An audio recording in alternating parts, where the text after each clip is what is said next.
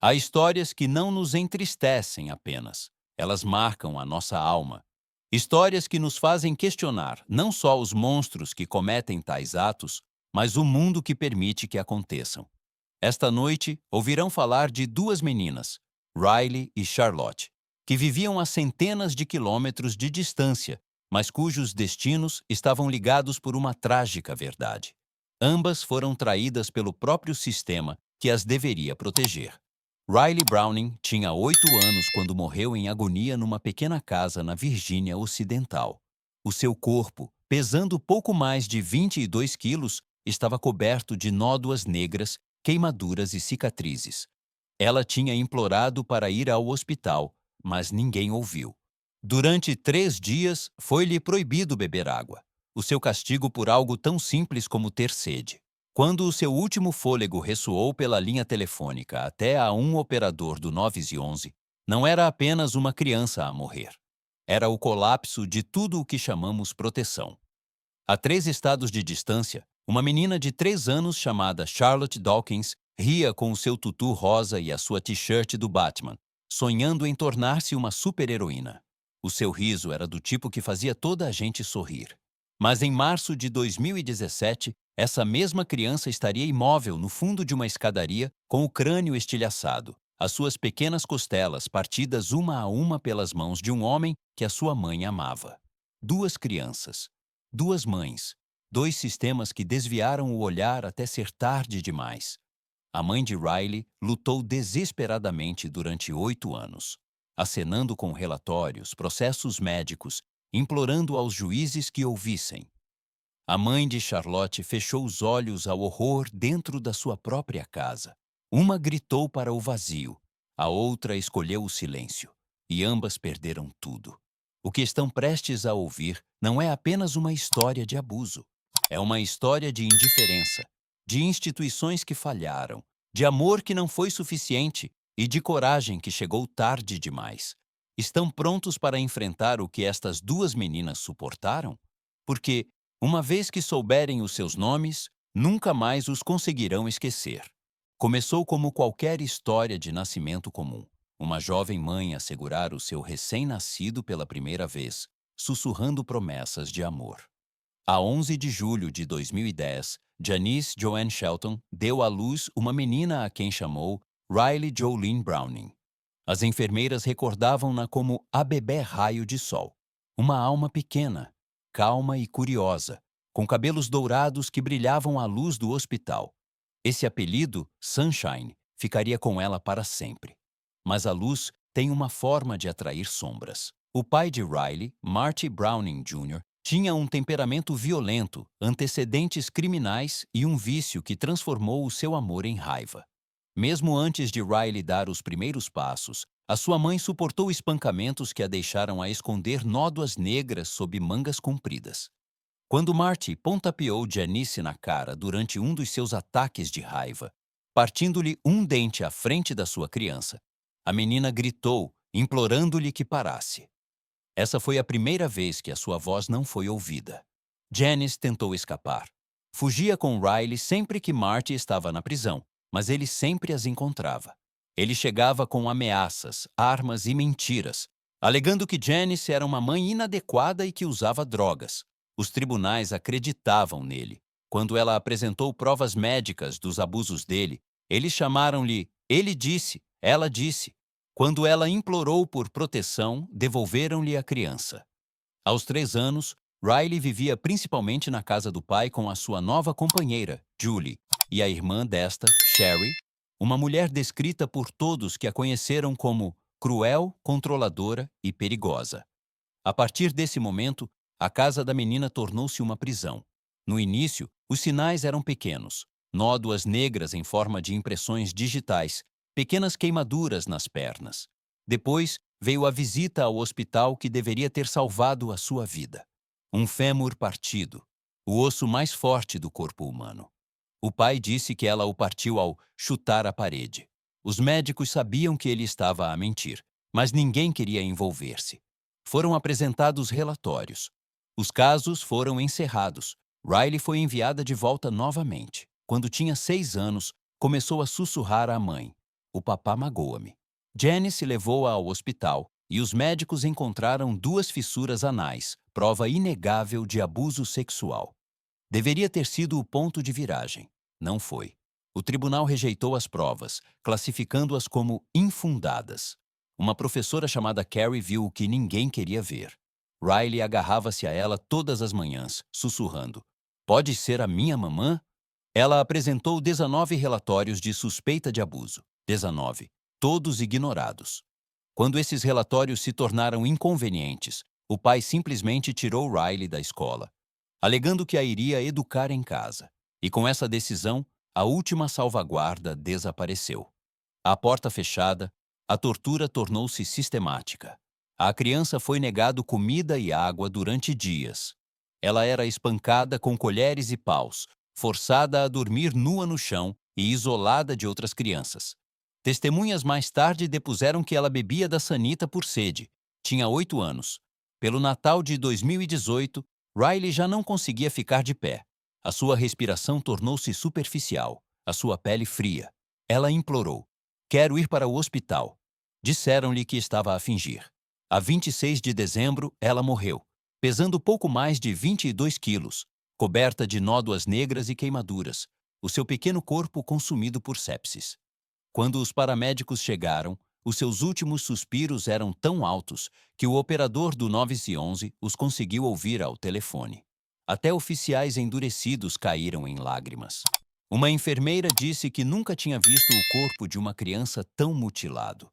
O mundo só mais tarde descobriria que Janice tinha tido razão desde o início. Ela tinha avisado o tribunal: "Ele vai matá-la." E o juiz, o mesmo homem que rejeitou as suas provas, disse-lhe: "Se eu a entregasse a ti e algo acontecesse, a culpa seria minha." Após a morte de Riley, o estado da Virgínia Ocidental debateu a Lei de Riley, um projeto de lei para impedir que pais abusivos retirem as crianças da escola para as esconder do sistema. Em 2025, ainda aguarda a aprovação. Riley Jolene Browning teria 14 anos hoje. Deveria estar a andar a cavalo, a rir com amigos, a usar o seu vestido roxo favorito. Em vez disso, tornou-se uma lição escrita em sangue, um aviso de que cada nódoa negra ignorada, cada relatório rejeitado, pode custar uma vida. Chamavam-lhe Sunshine, e mesmo na morte, ela ainda arde como uma luz demasiado brilhante para este mundo indiferente. Charlotte James Dawkins veio ao mundo durante uma tempestade de neve em dezembro de 2013, uma pequena centelha de luz embrulhada numa manta de hospital. A sua mãe, Caitlin, tinha apenas 18 anos, o seu pai, 19. Demasiado jovens para compreender o peso da parentalidade.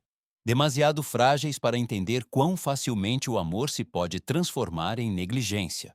Mas nos primeiros anos da vida de Charlotte, ela foi rodeada de calor, especialmente pelo seu avô, James, e pela sua tia Kristen, a quem ela carinhosamente chamava Tia Tear. Chamavam-lhe Joaninha porque ela trazia sorte e riso para onde quer que fosse.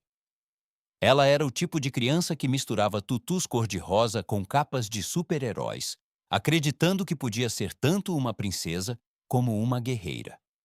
O seu riso enchia as salas, e os seus abraços, tão fortes que faziam estalar o pescoço, tornaram-se uma lenda familiar.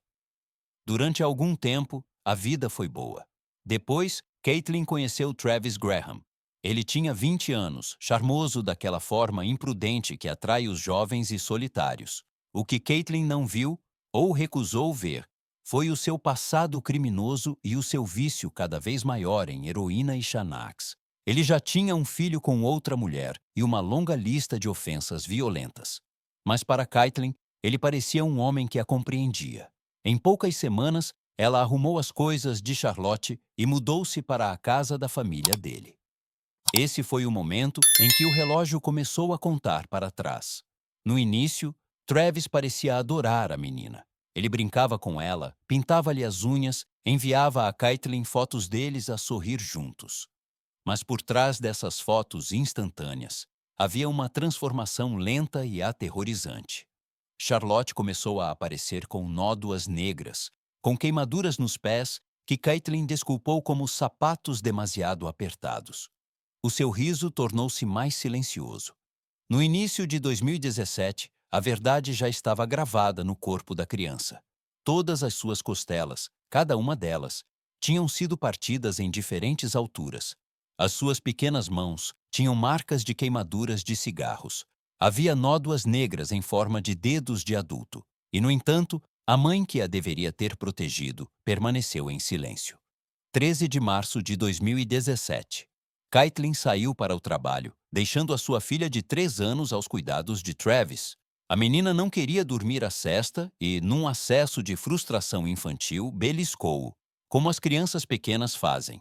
O homem, com 1,83 m, 73 quilos, atingiu-a na cabeça com as costas da mão. A força levantou-a do chão. Ela caiu pelas escadas, aterrissando de cara no chão. Durante 3 horas, Charlotte esteve ali, a sangrar internamente, com o cérebro a inchar. Travis enviou uma mensagem a Caitlin a dizer que ela fez uma birra e bateu com a cabeça.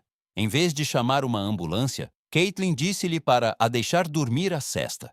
Quando finalmente a levaram para o hospital, era tarde demais. Os médicos não conseguiam acreditar no que viram. Um crânio estilhaçado, dezenas de fraturas em diferentes estágios de cura, queimaduras, nódoas negras em forma de dedos. Era tortura sistemática, não uma queda.